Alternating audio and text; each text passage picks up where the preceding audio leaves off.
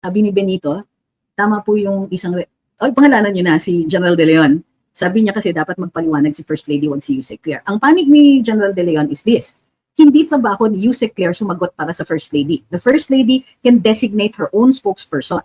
Bakit si Yusek Claire ang ginagamit?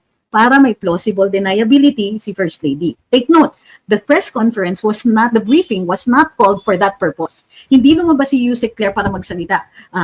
In relation to the rumarag sa social media, hindi siya. May nagtanong. Okay, which means that this briefing was not called parang, may nagbanggit lang, may natanong lang, pero hindi kami officially nagre-report tungkol dito sa mga naririnig sa social media. This allows the First Lady plausible deniability. Hindi si Yusek Claire ang pinapasagot niya. Wala siyang connection kay Yusek Claire. Sinagot lang ni Yusek Claire kasi tinanong ng isang reporter. So may plausible deniability ang ating unang ginang.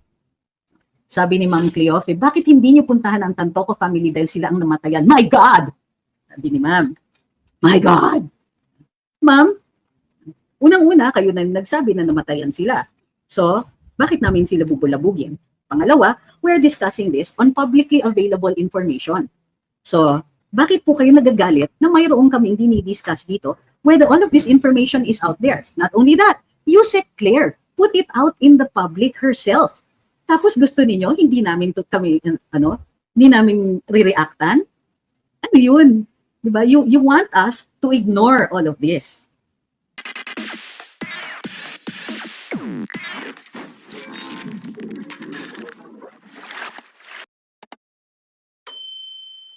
Kaninang tanghali, hindi ako nagkakamali, or thereabouts, nagkaroon ng press briefing sa Malacanang, of course led by Undersecretary Claire Castro.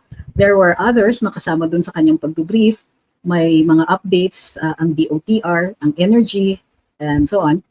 But what we're going to discuss today ay yung dalawang katanungan tungkol doon sa incident or doon sa kaso ng pagpanaw ni Mr. Paulo Tantoco. Of course, ito po ay rumaragsang kontrobersiya sa ngayon sa social media kung kaya't mataas ang interest dito.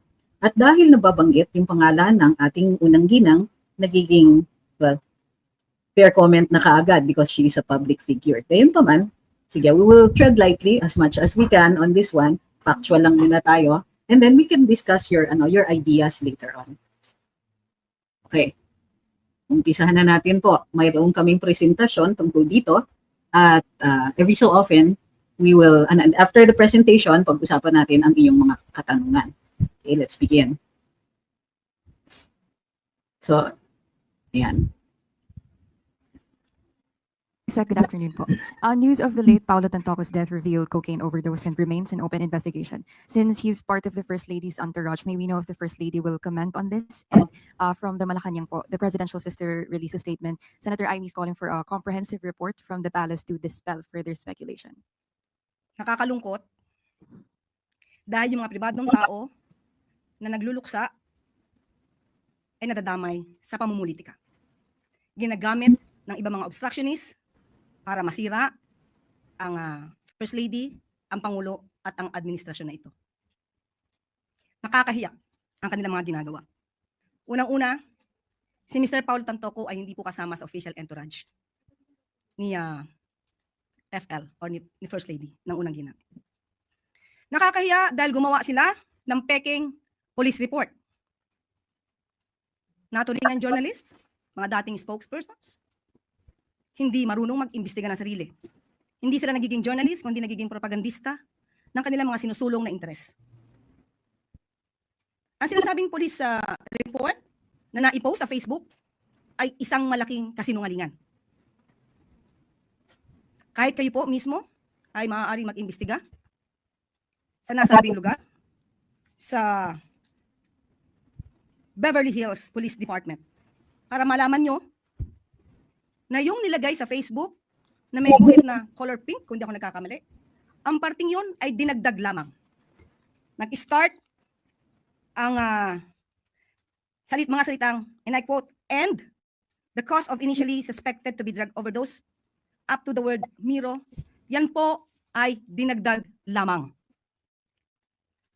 Ito ay magawain upang masira ang unang ginang, ang Pangulo at administrasyon na ito para sa pampersonal na interes. Tandaan po natin, ang unang ginang po, nung siya ay nasa Los Angeles, ay meron po siyang security service na provide ng US. At meron din po siyang kasamang PSG. Hindi rin po siya nag-stay sa nasabing hotel ni Mr. Tantoco. Iba po ang kanyang hotel. At meron po siya mga activities, March 8. Kung pwede po natin maipakita sa monitor. March 8, makikita niyo po sa screen na mayroong konsyerto para sa Pilipino. Makikita niyo sa larawan din, Secretary Cristina Frasco. March 8 yan ginanap, hapon hanggang gabi. Paanong masasabi ng mga obstructionist na to, ng mga fake news peddlers na to, ang patungkol sa nakita nilang mga tao doon sa vicinity? Kaya po yan ay dinagdag lamang. Nandito naman po yan sa Facebook ng unang ginang.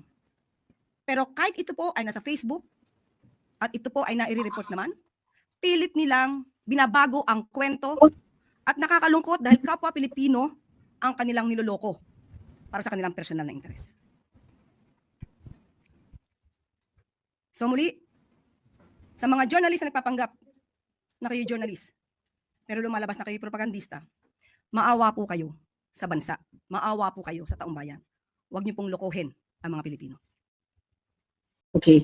So, i-examinin po natin eksakto yung mga sinasabi niya. Nang sa gayon, maaari natin, baklasin natin, pag nakita natin kung ano yung mga components ng mga sinabi niya, mas makikita, mas magiging maliwanag sa atin kung ano yung purpose niya. So, ang sagot niya, ito yung katanungan muna ha, news of the late Paulo Tantoco's death revealed cocaine overdose and remains an open investigation. So, ito yung tanong, dalawang parte ito. Since he is part of the FL's entourage, may we know if the First Lady will comment on this? And from Malacanang po, Presidential Sister released a statement. So dalawa, ang tinatanong nung nagre-report o nagpapahayag, mayroon bang statement ang ating unang ginang?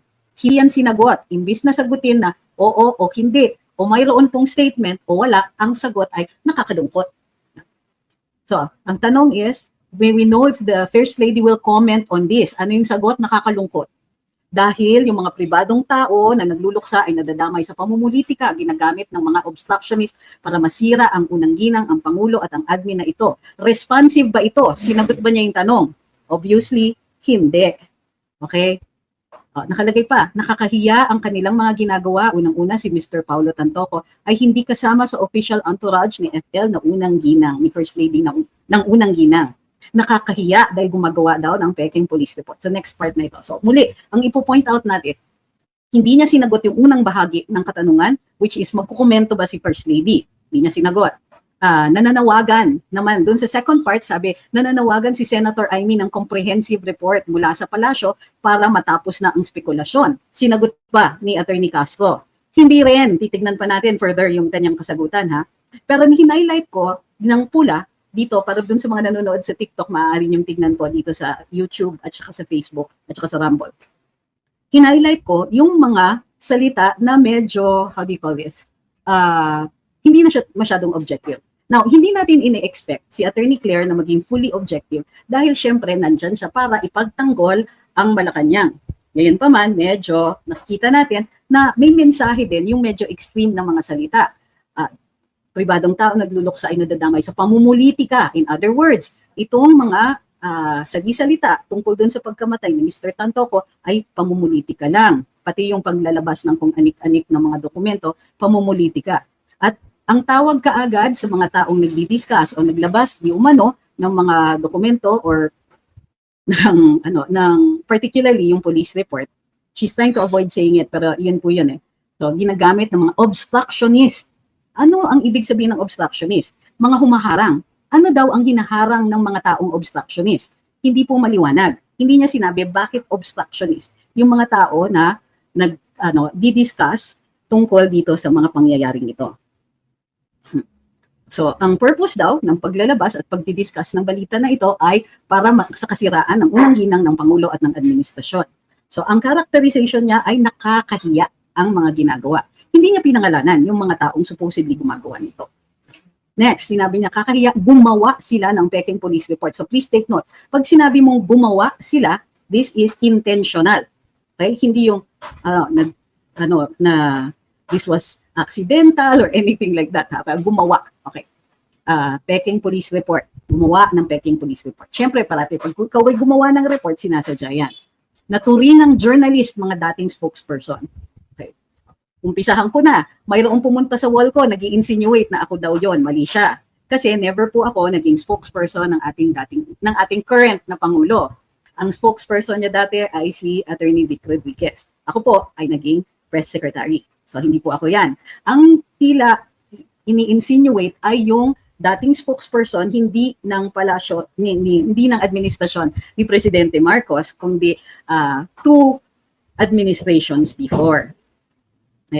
Hindi marunong daw mag-imbestiga ng sarili. Hindi sila nagiging journalist. Oh, by the way, hindi ako journalist, ha? At least not in the way she uses it. Pero nasa mainstream media ako. Well, hindi ako graduate ng journalism. Okay. Anyway, sabi niya, kung nagiging propagandista ng kanilang isinusulong ng mga interes. So paulit-ulit itong mga loaded na terms na to. Propagandista, sinusulong ang mga interest. Meron din tayo makikita uli ng mga obstructionist after that. So, next. Ito po ang opisyal. Ito hindi nila kino-contest, hindi nila binanggit o hindi binanggit ni Attorney Claire. Ito yung, and this is available online. So ito po ang naging basehan ng mga reports katulad nung sa Politico, sa Bilyonaryo, sa Abante, and so on. Sabi ay, ito na nga, date of death, March 8, 2025. Wala po tayo ditong time of death. Medyo magiging significant yan later on sa discussion. So, place of death, hotel, hindi binanggit kung anong hotel. Pero he was staying at the Beverly Hilton Hotel. Okay. Ang cause, isa lang ang sinabing cause, cocaine effects, tapos other significant conditions, probable atherosclerotic cardiovascular, may heart condition siya. Okay. Okay, ito, sinasabi na, according to Attorney Claire, ang sinasabing police report, these are her words, na naipost sa Facebook ay isang malaking kasinungalingan. Sabi niya, kahit po mismo ay maaari, kayo po mismo maaari mag-imbestiga sa nasabing lugar ng Beverly Hills Police Department para malaman nyo na yung nilagay sa Facebook na may guhit na color pink, ito yun. Nireproduce ko yung portion lang para makita lang natin ang comparative kung ano yung sinasabi niyang hindi dapat ang pineke na portion. Kung hindi ako nagkakamali, sabi niya ang parting yon ay dinagdag lamang. Sabi niya, nag-start ang mga salitang, and I quote, and the cause of initially suspected to be drug overdose up to the word Miro. So ito yung nakalagay. Pag titignan ninyo, according to Yusek Claire, officers entered room and observed hotel security performing chest compressions on an unconscious male subject. Officer took over with life-saving measures and subject was pronounced deceased at 12:05 hours by paramedic. Now, 12:05, malamang ito, AM, March 8. Okay? So, according to Yusek Claire, dito from, and the cause is initially suspected to be drug overdose. White powder suspected to be cocaine was seen scattered on tables and the floor. Companions of the victim were summoned to BHPD for questioning, which were Daina Arroyo Tantoco, Liza Araneta Marcos, and Alexa Miro. Itong buong portion na binanggit ko ay, according to Yusek Claire, dagdag. Yan po ay dagdag lamang. Sabi niya, ito ay gawain upang masira ang unang ginang, ang Pangulo at ang administrasyon na ito para sa pang-personal na interes. So, paulit-ulit yung part na yun ng pang-personal na interes. Hindi niya binanggit kung sino ang supposedly na meke nito at kung anong personal na interes yan. Ang sinasabi lang niya is this particular report na di umano'y nilabas ng isang journalist na dating spokesperson, sinasabi niya, and the cause, yon from suspected drug overdose at yung mga pangalan, yan daw po ay dagdag. Now, tignan natin. Ang sabi niya, tandaan po natin, ang unang ginang, nung siya ay nasa Los Angeles, ay mayroon po siyang security service na na-provide ng US at meron din siyang kasamang PSG. Yung security service ng foreign country, standard po yon with certain countries. Halimbawa, sa Singapore, standard po yun. Lalong-lalo na kung if it's an official or a state visit or working visit. Tapos bahagi kayo ng party ng head of state, binibigyan talaga kayo ng counterpart na security service. So, meron siyang counterpart na security service.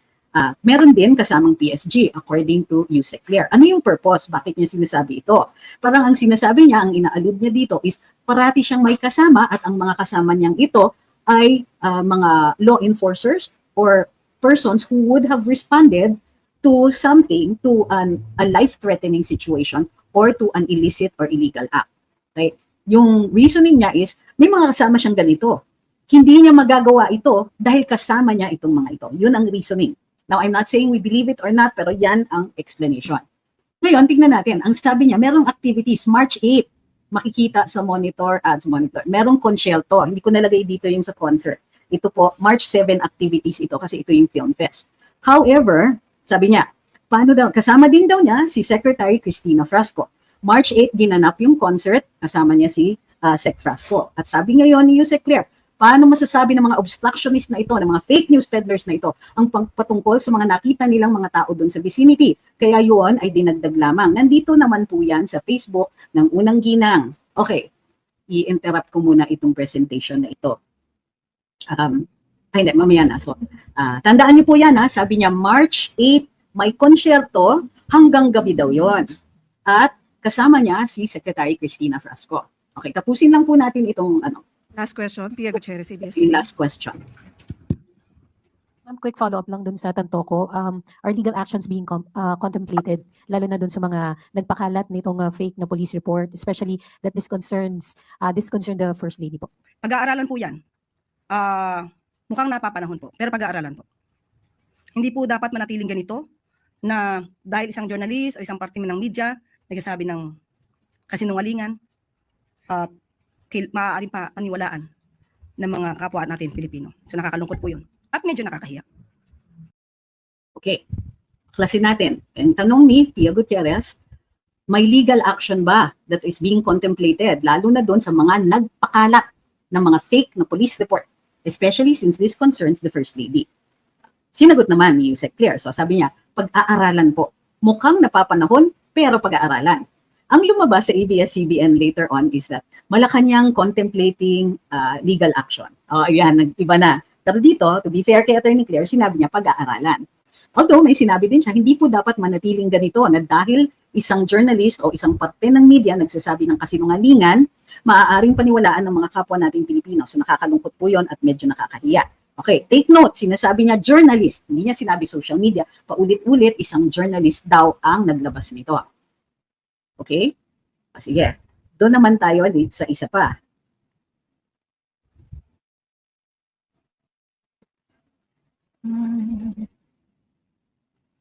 Mayroon tayong makikita dito sa YouTube. Ang date nito ay March 8, 2025 at 7 p.m. Play natin yan, ha? Ay, sandali. Yan. Ito yung... Okay, itong video na ito ay nasa Facebook, nasa YouTube. Pwede niyo pong makita. Yan yung hindi ko po siya cleaned up para makita ninyo. May mga nagpadala ng link na ito. Now, just because we are putting it here doesn't mean we are certifying na totoo ito, na tama ito, na tama yung oras at araw na ito. Gayunpaman, on the face of it, March 8, 2025, on the day na sinasabi nila that the First Lady ay may inattendan na konsyerto. Ito ay 7 p.m. Sino ang katabi niya? Ang katabi niya is the deceased. Okay.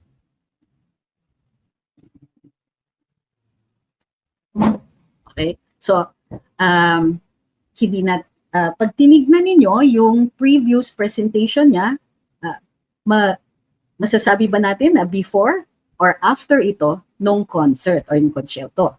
Sabihin na natin na buong gabi yun, according to the police report na hindi pinabulaanan, yung portion ng police report na hindi dinideny ni Yusek Claire indicates time of death at 12:05, March 8, madaling araw. This is 7 p.m.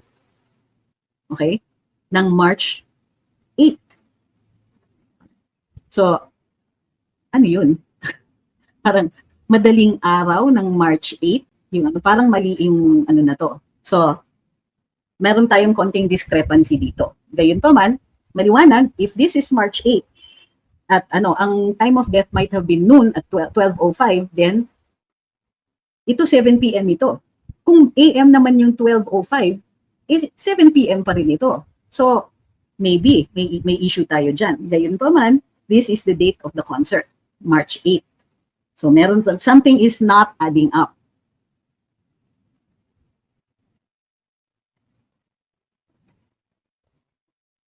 Okay?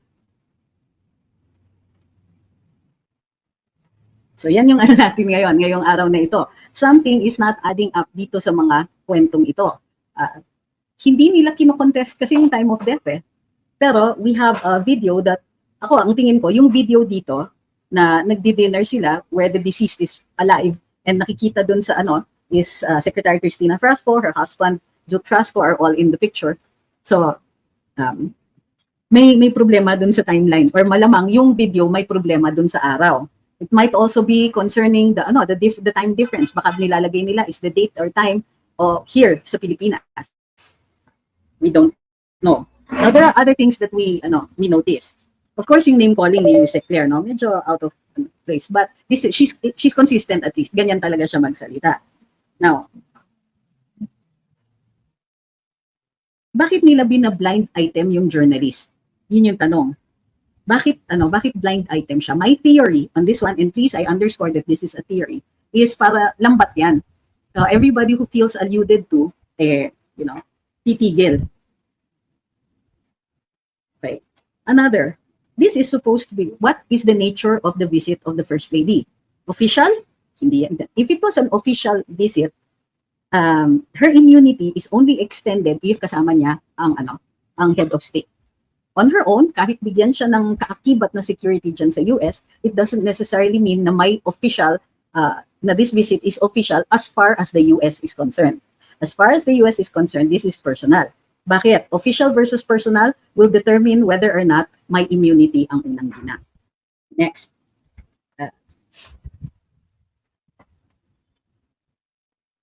Yun. So, may issue pa tayo kasi dun sa sa coroner's report, if I'm not mistaken, walang nakabanggit. It's just the date of death, pero hindi nakabanggit yung time of death. Sa akin, a lot of confusion is arising from this issue about time of death. Okay, so let me check your comments or your questions.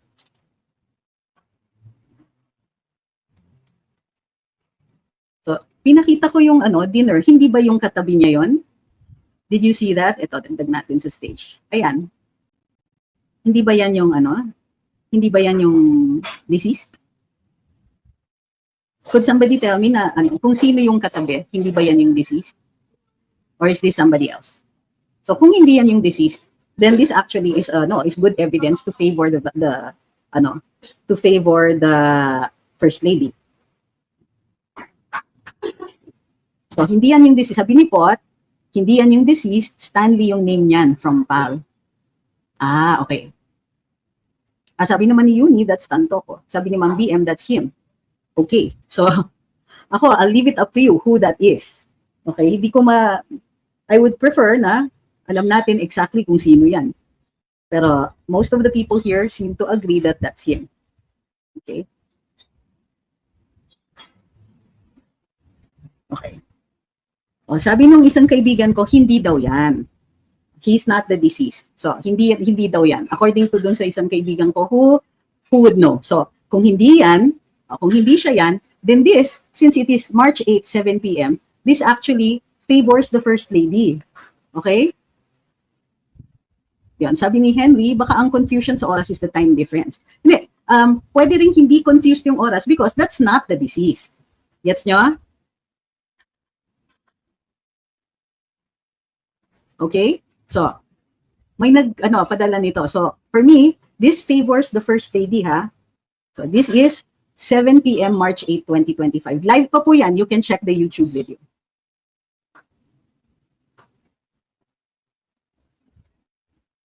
Sabi ni Ferdy, watching here in KSA, wala na po kaming tiwala kay Sec Claire kasi po puro fake news lang ang alam niyang sabihin. So, check natin. Kailan yung date of uploading nitong YouTube na to?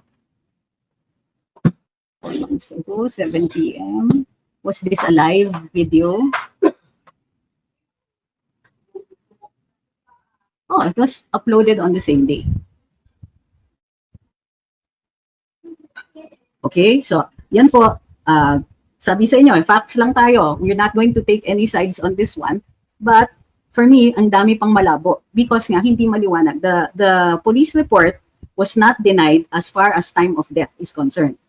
12:05 ang nakalagay doon sa police report. Ang sinasabi ni Yusek Claire doon sa police report is, teka, ibalik natin yan.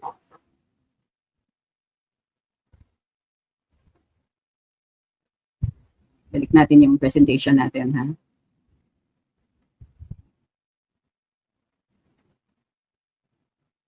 Yan. Last question.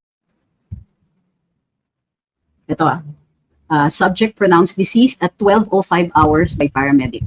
So hindi itong portion na to, hindi dinideny. And the cause initially suspected to be DO. OD dapat. White powder, etc. But the part in yellow, yan yung dininay.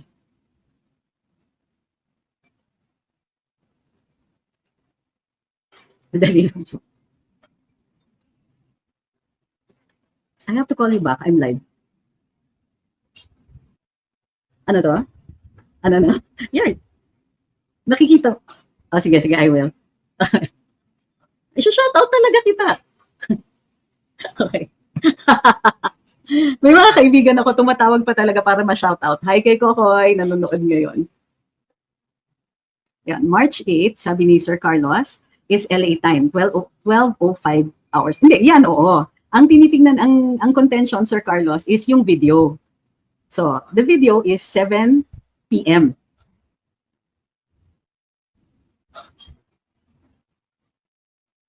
Sabi ni, ito magandang tanong. Sabi ni C.A. Enriquez, so what does the authentic police report say?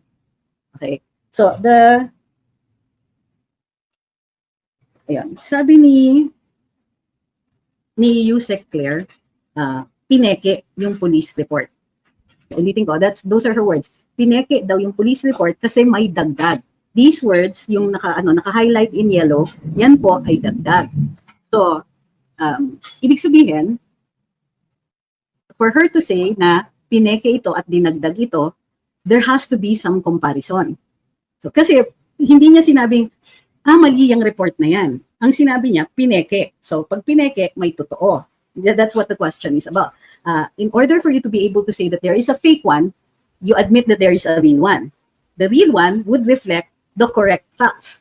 So, her presumption, it cannot be a presumption that there is a real one if you call this one a fake.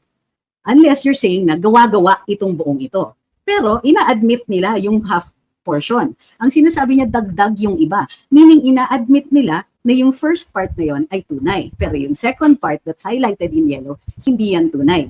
I hope you understand what I'm getting to. Tama, sabi ni Richard Ignacio, nasaan ang real? So, dito, ang nakikita natin, with the discrepancies in time, hindi pa talaga tayo makagawa ng conclusion. Pero, tama, yung mga panawagan na linawin ninyo. So, babalik tayo dun sa unang-unang tanong. Ang unang-unang tanong is, ito. Si First Lady ba ay gagawa ng statement? Di ba? Gagawa ba siya ng statement? Ang sagot ni Yusek Claire, nakakalungkot. Di ba? So, baka sabihin naman, tapos yung second part ng tanong, Sen Aimee is calling for a comprehensive report to dispel further speculation. Ano yung sagot niya? Nakakalungkot. So, yun.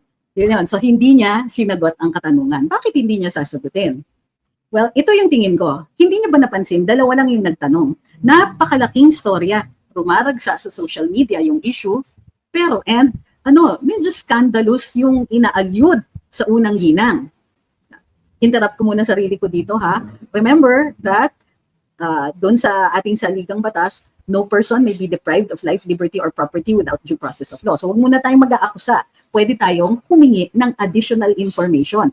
O, liwanagin nyo naman yung role ni First Lady. Liwanagin nyo naman yung whereabouts niya. Liwanagin nyo naman kung andun siya mismo sa lugar na yon.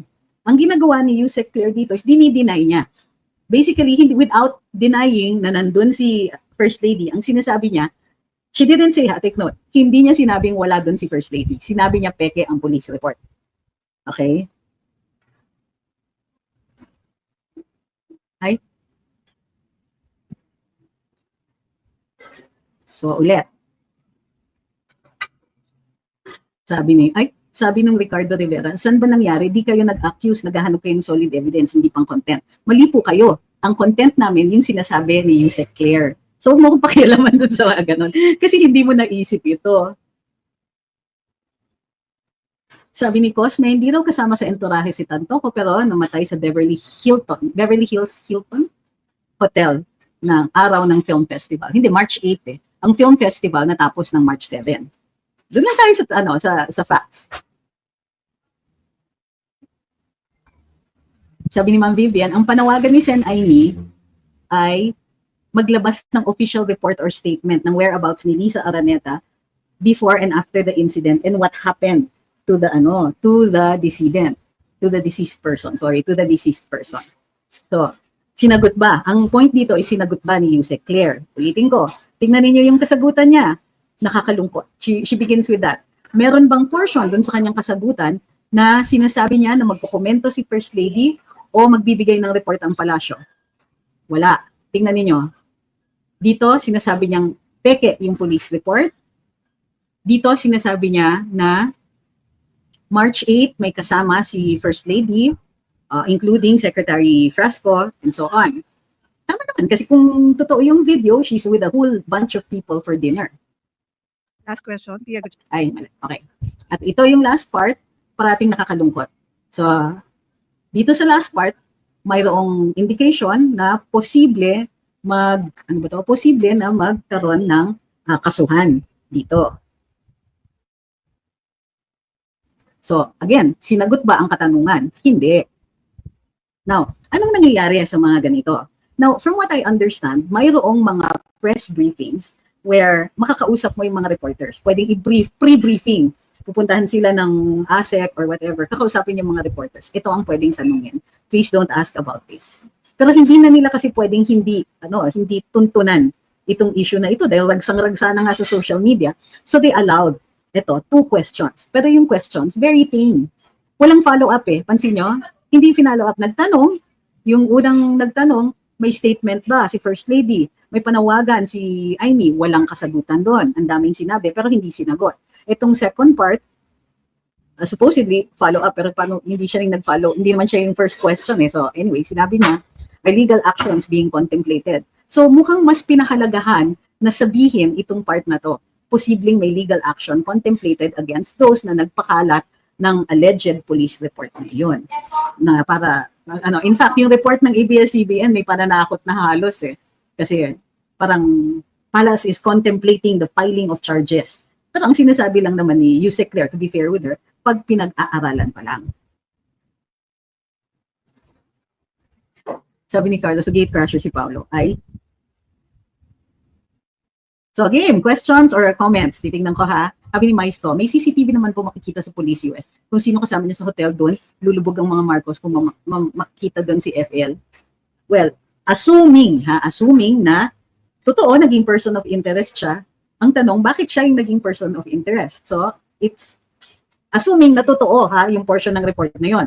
Now, bago natin ipagpatuloy yung sa comment niyo. Here's what happened. So, there's an allegation na nilabas kasi may document eh. There's a document that says that the First Lady was questioned. Okay. Ang ginagawa ni Yusek Claire dito is she's controverting that. Dini-deny nila without actually denying it. Ang sinasabi niya is, she was somewhere else. On March 8, mayroon siyang concert na inattendan. She could not, without saying it, she could not have possibly. Parang ganon. Parang sinasabi is, imposible. Anong tawag dun sa sinasabi ni Attorney Claire? She's providing an alibi. Okay? An alibi, well, it's a weak defense, ha? Ay, wala ako doon. Kasi that can be controverted with evidence. But what she's doing here is nilalagyan niya ng duda yung allegation. Hindi nila mapatunayan kasi hindi naman ito venue for na maglapag sila ng ebidensya sa kaso yung ginagawa. But they are controverting it without allowing the First Lady to deny it. Okay, now, may rumor then last night na mayroong statement na dapat ang unang ginang pero hindi inilabas. Sabi ng mga bubuit doon sa loob ng PCO. Hindi pinalabas yung statement. So, bakit? Itong tingin ko, this is my theory, double emphasize that this is a theory. Okay? Bakit hindi nila pinapayagan mag-deny ang unang ginang? Bakit ang sumasagot is Yusek Claire? Please take note, Yusek Claire is not the spokesperson of the First Lady. And as a matter of fact, dapat nagtatalaga ng hiwalay na spokesperson. So, bahagi ba ng functions ni Undersecretary Claire ang magsalita para sa unang ginang? Hindi, because the First Lady is not an official. Hindi siya Malacanang official. And in fact, nung nagde-delineate kami ng functions noon, maliwanag na hiwalay talaga ang First Lady from the office of the President. Okay? So, this allows the First Lady elbow room, plausible deniability. Okay, ang tawag dyan. So, Yusek Claire answers for her without officially answering for her, without answering questions. Nagpo-provide siya ng alibi, kino-controvert niya, nilalagyan niya ng duda yung mga aligasyon, pero hindi si First Lady ang nagsasabi nun. Bakit? Ako, my opinion or my theory is this, is that since the case is still open, ang laki ng possibility na matetest itong kasagutan ni Yusek Claire kung mismong si First Lady ang nagsabi niyan. Okay? Magiging, baka mapakita na hindi totoo, and it will not be good for her case if it becomes a case, assuming all of these have an element of truth to it. Sabi ni Benito, tama po yung pangalanan niyo na, si General De Leon. Sabi niya kasi dapat magpaliwanag si First Lady, wag si Yusek Claire. Ang panig ni General De Leon is this: hindi trabaho ni Yusek Claire sumagot para sa First Lady. The First Lady can designate her own spokesperson. Bakit si Yusek Claire ang ginagamit? Para may plausible deniability si First Lady. Take note, the press conference the briefing was not called for that purpose. Hindi lumabas si Yusek Claire para magsalita. In relation to the rumarag sa social media, hindi siya. May nagtanong. Okay, which means that this briefing was not called parang, may nagbanggit lang, may natanong lang, pero hindi kami officially nagre-report tungkol dito sa mga naririnig sa social media. This allows the First Lady plausible deniability. Hindi si Yusek Claire ang pinapasagot niya. Wala siyang connection kay Yusek Claire. Sinagot lang ni Yusek Claire kasi tinanong ng isang reporter. So may plausible deniability ang ating unang ginang. Sabi ni Ma'am Cleofe, bakit hindi niyo puntahan ang Tantoco family dahil sila ang namatayan? My God! Sabi ni Ma'am. My God! Ma'am, unang-una, kayo na nagsabi na namatayan sila. So, bakit namin sila bubulabugin? Pangalawa, we're discussing this on publicly available information. So, bakit po kayo nagagalit na mayroong kaming dinidiscuss dito where all of this information is out there? Not only that, Yusek Claire put it out in the public herself. Tapos gusto ninyo, hindi namin re-reactan? Ano yun? Diba? You want us to ignore all of this. Hindi naman po yata tama yan, ma'am. Sabi ni Jack, so attorney, planted question po ba? I will never answer that with any degree of certainty. I will not say, yes, planted question. Of course, I won't say that. So, what I'm saying is that there is a possibility because it was very controlled. There's only one question and then ang layo ng follow-up. And nobody questioned why Yusek Claire did not even answer the questions of the first reporter. Magagaling yung mga reporters dyan. They know right away when you're hedging. They know right away when you don't answer a question. They will follow up. So, in this case, since the questions appeared to be, how do you call this? Well, did not appear to be spontaneous, kumbaga. And worked very well for Yusek Claire. My theory is it is possible that the question or questions were planted.